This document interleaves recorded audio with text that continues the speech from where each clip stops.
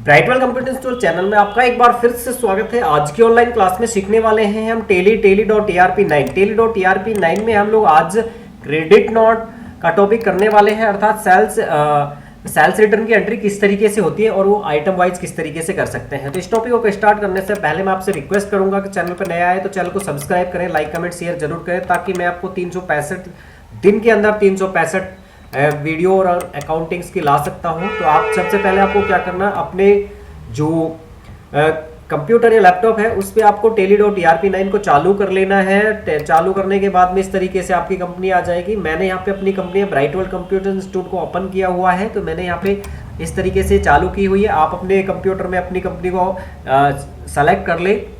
Select करने के बाद में मैं आपको सबसे पहले दिखाना चाहता हूँ कि मुझे यहाँ पे क्या करना है, मुझे क्रेडिट नोट करना है। क्रेडिट नोट करने से पहले आपको डेबिट नोट कर लेना, क्योंकि मैंने डेबिट नोट के अंदर इससे फर्स्ट वाली वीडियो में मैंने एक्टिव करना सिखाया था, किस तरीके से क्रेडिट और डेबिट नोट को एक्टिव किया जाता है। फिर भी यहाँ मैं बता देता हूँ, F11 एंटर एंड F2 क्या है, F2 या फिर यहाँ से F1 यहाँ पे आता है और F2 यहाँ पे।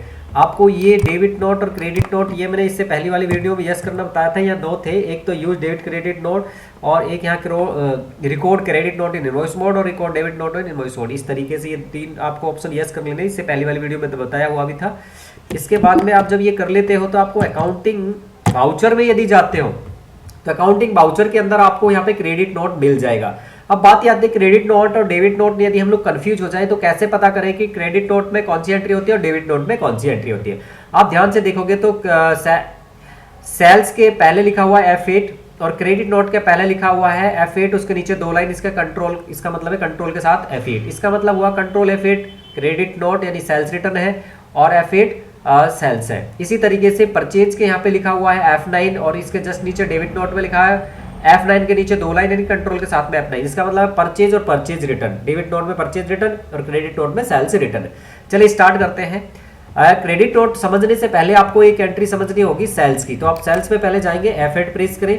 इसके बाद में यहाँ पे जो रेफरेंस नंबर आ रहा है उसमें जो ऊपर आ रहा है वो 8 वही डाल दें और यहाँ पे आपको आगे बढ़ना है और आगे बढ़ने के बाद यहाँ पे आना है ये पार्टी नेम। जैसे मान ले मैंने मोहन, यहाँ पे मोहन को मैंने माल बेचा एंड किया और यहाँ पे सेल्स की एक एंट्री है।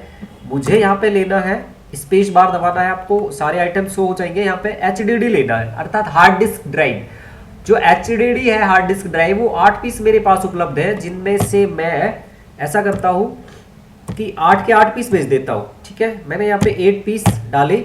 रेट मैंने 2500 के रेट में खरीदा था, मैंने 3000 की रेट यहाँ पे डाली है और इस तरीके से मैंने 24,000 का माल एक्सेप्ट कर लिया। राइट, ये मैंने बेचा है 2 मई को। राइट, अब आपको करना क्या है, आपको सेल्स रिटर्न की एंट्री पास करनी है। तो आपको जाना होगा क्रेडिट नोट में और क्रेडिट नोट में जाने के बाद ये बोला है ओरिजिनल इनवॉइस नंबर क्या है। ओरिजिनल इनवॉइस नंबर कितना था, अभी जो किया था 8, इसके बाद में 2 तारीख था। ठीक है, और ये मैं क्या है रिटर्न भी 2 पे ही कर रहा हूँ। मैंने यहाँ पे किस पार्टी से माल खरीदा था उसी को रिटर्न करना है। मोहन खरीदा नहीं था, मैंने बेचा था।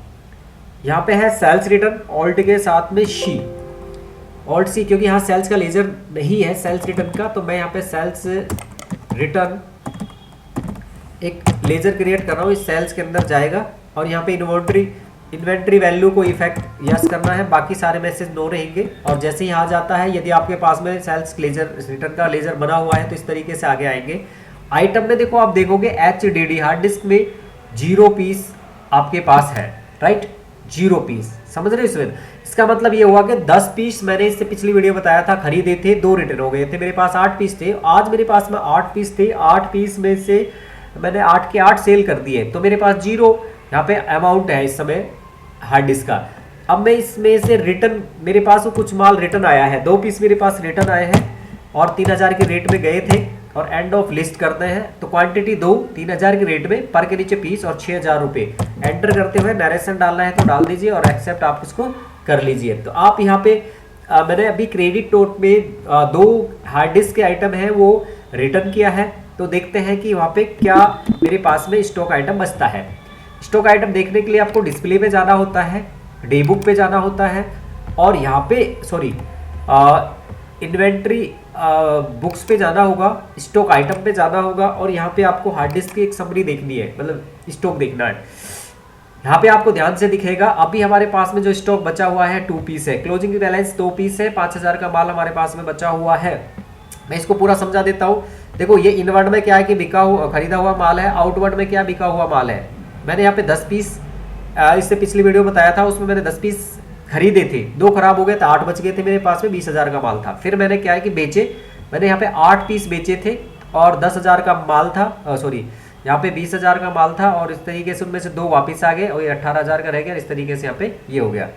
तो यहाँ पे अगर हम लोग देखेंगे एंटर प्रेस करके तो हमें सारी चीज़ यहाँ पे दिखाई देगी कि हमने कितने का माल खरीदा, कितने का रिटर्न हुआ, फिर कितने माल बेचे और कितने का रिटर्न हुआ। ये सारी एंट्री आपको यहाँ पे एक जगह दिखाई देंगी। आज की वीडियो बस इतना ही, मिलते हैं नेक्स्ट वीडियो में, तब तक के लिए